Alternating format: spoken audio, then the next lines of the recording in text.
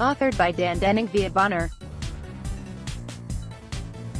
Today, Dan Denning, Bill's co-author on the Bill Bonner letter, shares why the deep state's next target could be the money in your bank account, and reveals how the war on cash finally ends. Before I show you what I've learned about a plan to seize control of America's money, let me make one point clear. If you value sound money and political freedom, if you value limited government and taxation with representation, and if you value enterprise and privacy, then you're going to hate the future I'm about to describe. There is no philosophical or monetary middle ground on the issue. You're either with it or against it. The Chicago Plan. In March 1933, Henry Morgan Howe Jr., chairman of the Federal Farm Board, was sent a short memo titled, Memorandum on Banking Reform. It was signed by Frank Knight, the acknowledged author of the memo, Garfield Cox, Aaron Director, Paul Douglas, Lloyd Mintz, Henry Schultz, and Henry Simons. All of them were professors at the University of Chicago. The memorandum advocated for full reserve banking, FRB, in the U.S. monetary system. U.S. currency would be backed only by government debt, not bank debt, loans issued by commercial banks to private citizens and companies. It wouldn't nationalize the U.S. banking system, but it would nationalize the nation's money supply. Under this kind of system, banks could no longer create money by lending it into existence. Money creation would be the exclusive territory of the government of the United States. In a system, the key government agencies could not create money through new lending. They would do so through new spending, on priorities determined by elected politicians. They called it the Chicago Plan. The most radical elements of the plan, which we'll discuss shortly, were left on the shelf nearly a century ago. But I believe it's about to find a resurgence in modern America. The end of fractional reserve. Before I show you what the implications of a modern Chicago Plan would be, it's important you understand how money creation works today. Despite what you may think, the central bank, the Federal Reserve, doesn't print that much money. The vast majority of the money supply in the U.S. economy is grown by banks lending money into existence. Commercial banks issue a loan, it appears in your account, and just like that, it's money. From nothing, something, and then there was cash. But here's the other part of that process that most people don't realize. When the banks issue a loan, they don't have to have $1 in cash in their vaults for every dollar in cash they lend. If they did, then every loan to a new customer would be matched with an equal amount of savings already in the bank from another customer. That's full reserve banking. What we have today is called fractional reserve banking. Why? The amount of cash savings actually held by the bank is only a fraction of the money lent by the bank. And for each dollar in saving deposits held by the bank, your money, the bank can lend up to $10 in new money. This is the secret magic of money creation. It's also what some people call debt-based money, because money is created when a new debt is born, in the form of a bank loan. Proponents of the Chicago Plan contend that allowing banks to create credit in a fractional reserve system leads to credit cycles. And the credit cycle has booms and busts. The busts damage everyone, not just those who have borrowed and spent too much. That's a problem, they say. To circumvent it, there are those in power actively trying to end the banking system as we know it. They want to go back to the original idea of the Chicago Plan. And then they want to go one step further and replace America's money with something else entirely. America's new money. The main feature of the Chicago Plan is that it moves credit creation from private hands to public government hands, with the average American unaware of who is really moving the government hands. Money isn't lent into existence. It's spent into existence. You can imagine that he who does the spending in this system has great power. That's exactly the idea. Under the plan, instead of stimulating growth by changing the price of money for commercial banks, which is how monetary policy currently works with the Federal Reserve and interest rates, the government would spend money into circulation, on public works and infrastructure projects, for example. The quantity of money in the economy would be determined by the government, not the commercial banks. And, at least in theory, the government would enjoy vastly lower levels of debt both absolutely, and relative, to GDP, in this kind of money system. Why? In the current system, the U.S. Treasury raises money by selling bonds to commercial banks or the Fed, paying interest to both. Money is created by borrowing. But again, it's debt-based money. That wouldn't happen in the new system. But what would the new money be backed by? Government debt. The term, full reserve banking, implies every unit of currency is backed by an actual reserve. Some advocates of full reserve banking, including a handful of Austrian economists, believe you could back the money with gold.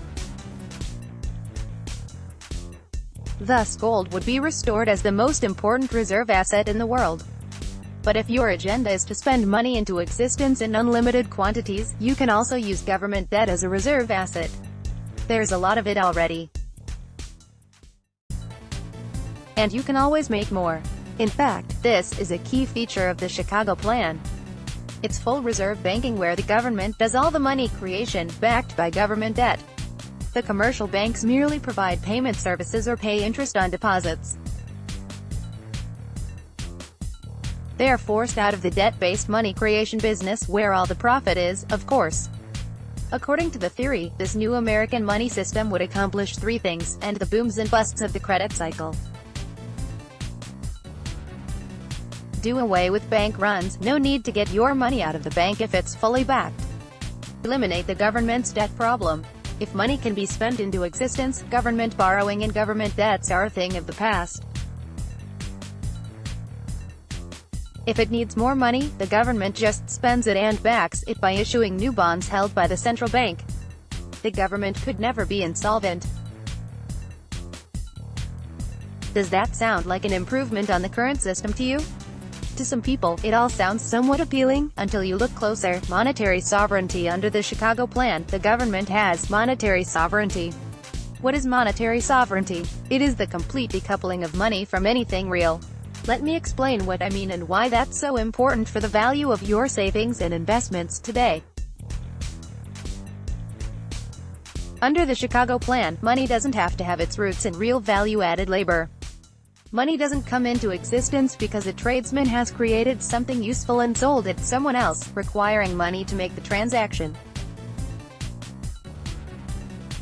And under the new system, money certainly doesn't have to be anything physical and scarce, like gold. Under the new system, money can be whatever the government wants it to be. With a monetarily sovereign government calling the shots, money is literally no object. A monetarily sovereign government wouldn't have to borrow anymore, or pay interest. To create money, it would simply spend it into existence. Voila! Think of all the jobs and incomes created when a monetarily sovereign government decides to spend trillions on new infrastructure and nation-building projects. This is Richard Duncan's creditism, without the need to borrow. It is economic growth without effort, wealth without labor, riches without risk. If you think it sounds absurd, you're not alone. But remember what's at stake here: total control of American money, and through it, of the economy, and of you. And it'll be accomplished by controlling the quantity of money through a central authority. For an idea of what that might look like, and why it's so dangerous to your cash and savings today, consider this quote from the innocuously titled, "The Case for Unencumbering Interest Rate Policy at the Zero Bound." It was delivered by Marvin Goodfriend of Carnegie Mellon University at the Fed's annual retreat in Jackson Hole, Wyoming, in 2016. Emphasis at it is mind. The most straightforward way to unencumber interest rate policy completely at the zero bound is to abolish paper currency. In principle, abolishing paper currency would be effective, would not need new technology, and would not need institutional modifications. However, the public would be deprived of the widely used bundle of services that paper currency uniquely provides. Hence, the public is likely to resist the abolition of paper currency, at least until mobile access to bank deposits becomes cheaper and more easily available. First, we have a proposal for a new system in which only the government can create money. Next, the experts think the most logical way to unencumber ineffective monetary policy is to abolish cash. Goodfriend, by the way, was nominated by President Trump to serve on the Federal Reserve's 7-member Board of Governors. His nomination is currently awaiting action by the U.S. Senate. Taken together, there is a real effort underway to do away with your individual economic liberty and your preference to hold cash in the face of interest rate uncertainty. If that could be overcome, Goodfriend seems to be saying, then we could make you act the way we want you to. Am I exaggerating? Would Wall Street allow such a fundamental change to America's banking system? Would the Fed really abolish cash? Is there a possibility of all of this becoming a reality? It's happening faster than you think. For example, the Swiss recently voted on implementing a version of the Chicago Plan earlier this month. They ultimately voted it down, but the fact that such a plan was considered in the first place shows that this idea is coming back into the mainstream. Also, keep in mind that the Swiss, due to their constitution, get to vote on these kinds of things. It's a direct democracy, controlled at the local level. Top-down change, the kind of change which tends to benefit the elites and those in the shadows of power, is very hard to achieve in Switzerland. But in the United States? What would it take for elected officials, and the American voters, to decide that the banks can no longer be trusted? What would it take for politicians and voters to agree that it's time to end too big to fail banks and change the financial system so the people, through their elected officials, of course, can be in charge of the money system? A stock market crash, another systemically important bank collapse, a sovereign debt crisis, the catalyst could come from anywhere or nowhere. And if you think it's out of the realm of possibility, then you lack imagination, or an understanding of history. In defense of economic liberty in a world where government has unrestricted control of the money, and hiding in physical cash is no longer an option, because cash has been abolished, there's no end to what a monetary sovereign could force you to do. Control of money is a massive political power. What would happen next? Outlawing cryptos? Forcing negative interest rates, effectively attacks on your savings? Banning the purchase of items that the government deems undesirable, like weapons, alcohol, or cigarettes.